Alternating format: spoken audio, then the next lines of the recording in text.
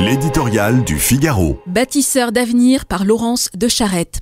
Voici des mois que les protagonistes du débat sur les retraites s'entêtent dans des discussions débilitantes de courte vue qui ne résoudront rien. En s'obstinant à ne pas regarder l'éléphant dans la pièce, l'impasse est le fruit du vieillissement de la population combiné à la baisse de la natalité. Longtemps, la France a fait figure de résistante au sein d'une Europe sombrant doucement mais sûrement dans la dénatalité.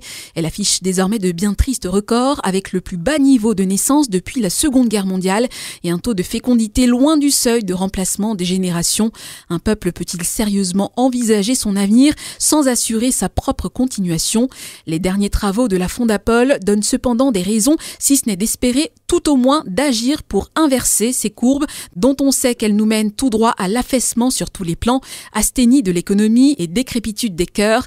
Les enquêtes montrent en effet combien le désir d'enfant persiste chez les jeunes. En France, la très grande majorité des moins de 35 ans aspirent à devenir parents ou bien, lorsqu'ils ont goûté à ces joies, à agrandir la famille. Mais passer de l'intention à la réalisation, du désir à l'audace, voilà le pas qui leur semble aujourd'hui plus qu'hier si ardu à franchir.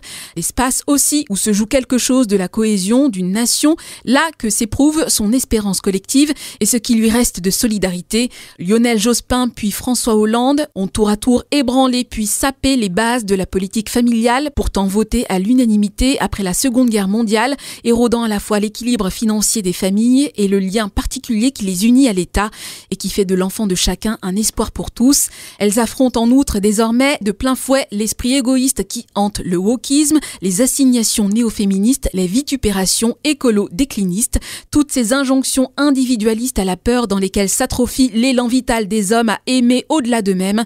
Il n'est pourtant de richesse que d'enfants et il est urgent de soutenir en esprit et en acte par des politiques concrètes les véritables bâtisseurs d'avenir.